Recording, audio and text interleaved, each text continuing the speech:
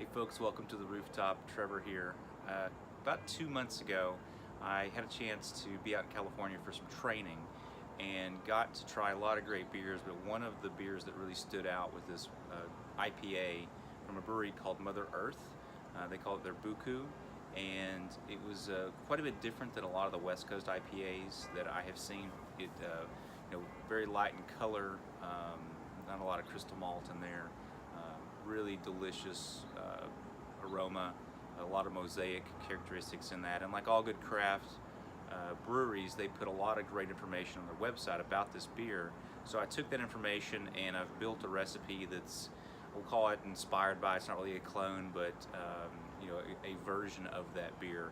I'm really excited. I can't stop thinking about that beer, so I'm really excited to brew one and have one on tap here on the rooftop. So I've already filtered the water, and I'm heating up the mash water now to strike temp, and going to be doing some water mineral additions here in just a second. So I'm going to be doing something a little differently today. Normally I calculate my water with Bru'n water. I recently subscribed to Beersmith, and so I'm going to give that a try this morning. So this is all calculated with the Beersmith software. So water additions, we do a ½ gram of baking soda. I'm doing a whopping 6 1/4 grams of gypsum. I'm doing 2½ grams of Epsom salt and about 1 gram of calcium chloride. Just did the mineral additions, and we're at about 110, so we've got about 50 degrees to go, and then we'll get to mashing. All right, grain bill for this IPA. We've got 10 pounds of 2-row. We've got 1 pound of flaked oat, and we've got 0.9 pounds of crystal tin.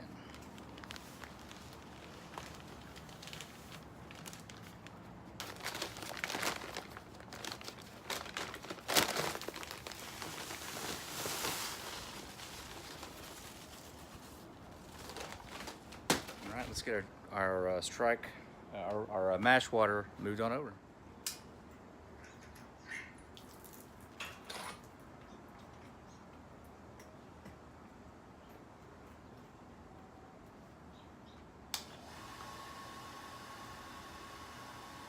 Here we go.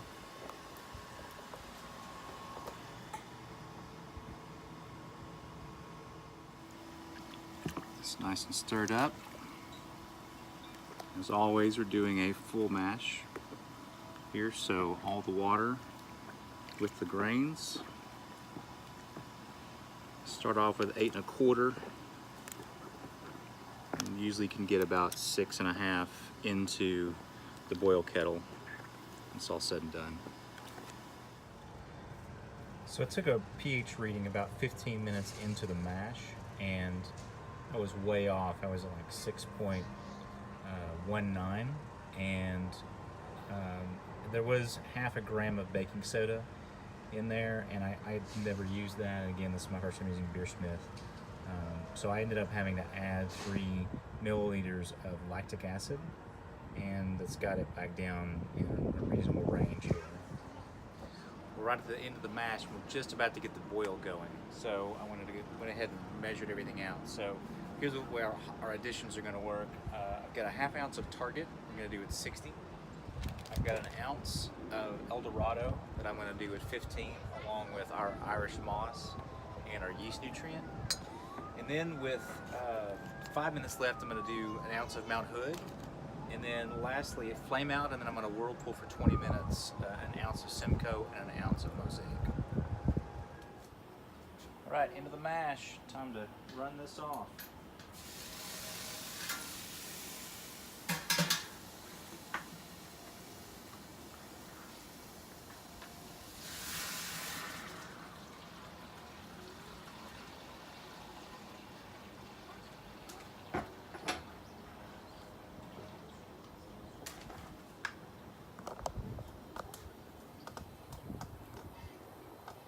Very light colored pale ale, very pale.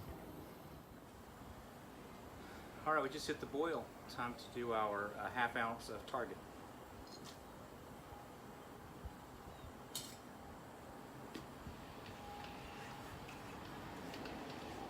Time for the 15-minute addition. We've got our Irish moss, we've got the yeast. We're going to add our 1 ounce of El Dorado. Okay, here's our 5-minute edition. Mount Hood. Alright, we're flame out, turned off the gas. Got our Whirlpool editions, the ounce of Simcoe and the ounce of Mosaic.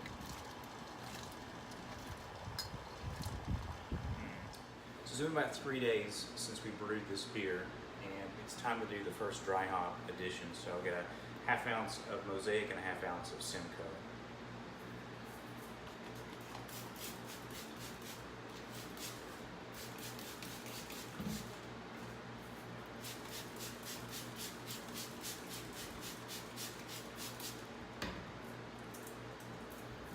Here we go.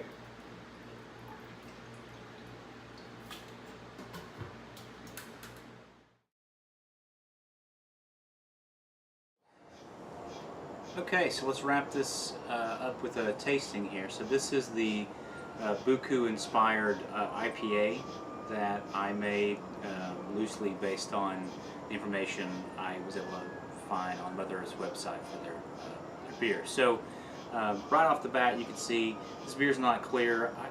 I actually don't really intend to clear this one out. I mean, certainly this is one that I would typically, if I were submitting this for competition, but this really is for me, so I'm not too worried about that. It will certainly clear over time. But clarity-wise, not there. It's a little bit more orange than I recall that BooKoo, but not too far off, really. And this could be a little bit of oxidation.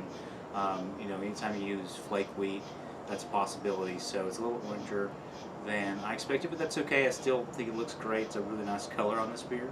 On the nose, I immediately smell a lot of tropical fruit. Obviously, the ton of Mosaic and Simcoe that's in this. Not really picking up any dank or catty smells that you might expect from the Simcoe. I'm not really getting any spicy that I might expect to get from the Mount Hood. Let's give it a taste.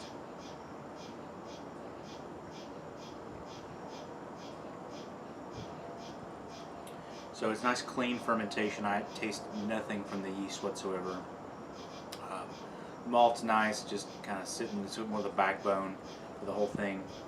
The hops, you get the nice bitterness on the front, mid, kind of all the way through really, so it's a pretty consistent bitterness throughout the entire beer, which is nice.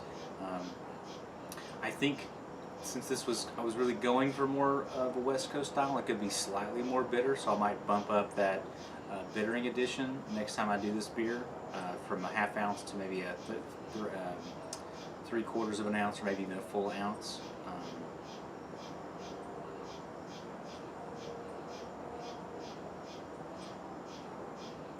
I'm definitely getting the tropical fruitiness, kind of maybe a stone fruit kind of taste, and I'm tasting a little bit of that dankness. Maybe it's bitter, but I think it's got that dankness now going in the mid palate.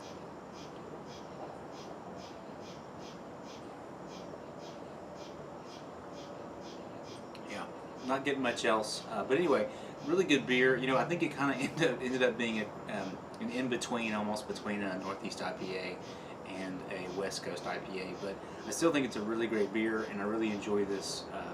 Enjoy brewing it, and I enjoyed drinking it so far.